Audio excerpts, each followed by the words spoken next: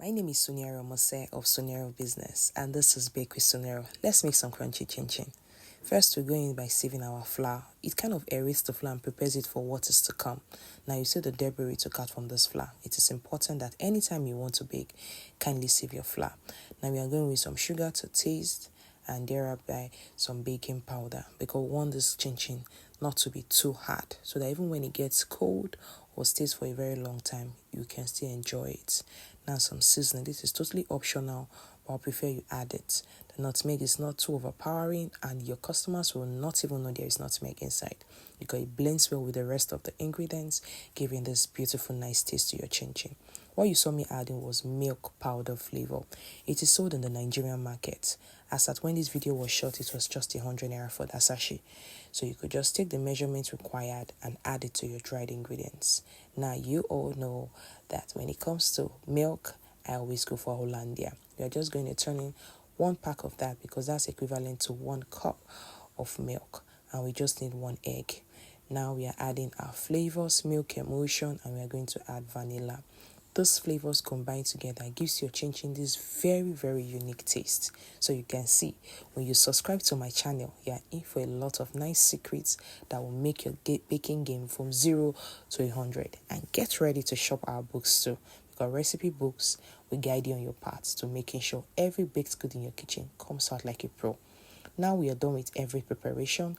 We are just going to blend our margarine with the flour. You can see me rubbing it in. Yes, please be thorough with this and be patient. Don't be in a hurry. Make sure everything comes together like wet sand and it should have this look.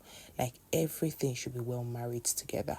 Now we are going to add in our wet mixture. Remember the egg, the milk thing that was well whisked. We just blended that at the center of the bowl. And now it's time to make our dough. This part is pretty tricky. If you're not careful, your chinchin is not going to turn out so well. So this is where you just have to quickly bring everything together. Like ensure the wet ingredients goes round. Just like what you're seeing in the video. I could have as well made it slow, but it's going to take a lot of time. Now when the dough has come together, transfer it to your tabletop and knead it gently. Emphasis on gently. You can see the way I'm just being very kind and gentle with the dough to give this final look. Now we are going to cut that into 4 pieces. I'm going to place that right into our refrigerator. If you have a deep freezer, you can put this in for like 10-15 minutes, then bring it out. But if you don't have a refrigerating or cooling unit, put it on your tabletop for the next 30 minutes just to allow the gluten rest up a bit. Now we are just going to take one of that dough. We are not going to stress it again. All we are going to do directly now is just to roll it out to a flat, thin sheet. It should not be too flat. Let's say 1/4 inch in thickness. Now we are just going to try to make this into a rectangular form. Using the pattern you're seeing on the screen, you're just going to blend it out. Make sure you use a rolling pin that you're comfortable with and a work table that is not shaky. And as I'm doing this, please, you notice that I'm taking out the dough and adding flour to the table. Do that repeatedly so that your chinchin dough will not stick to your tabletop. You can see when I'm cutting it, the chinchin is already lifting. That is how it should be. So constantly when kneading, take your dough up, flour your table. Take your dough up, flour your table, roll out again. Take it up, flour your table, roll out again.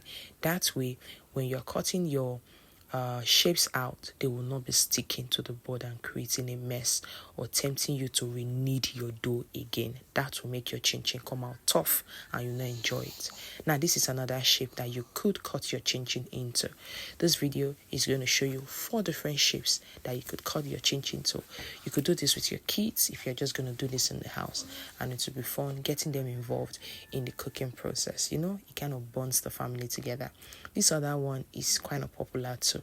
You just get them in very tiny bits and just cut them up. This other pattern of chinchin looks very fine. So if you have different exciting flavors of your chinchin, you could cut them in different shapes to differentiate them. And now this is a bit more difficult, but truly I'm going to have fun doing this more. Cutting marble chinchin. Yes, I call those marbles because they look like small stones when fried and they are round in form, but quite tasky to get done. So I'll say this is my least favorite shape because of the work involved. Now I'm just going to spread that on a tray. This is the second way you could cool your chinchin dough.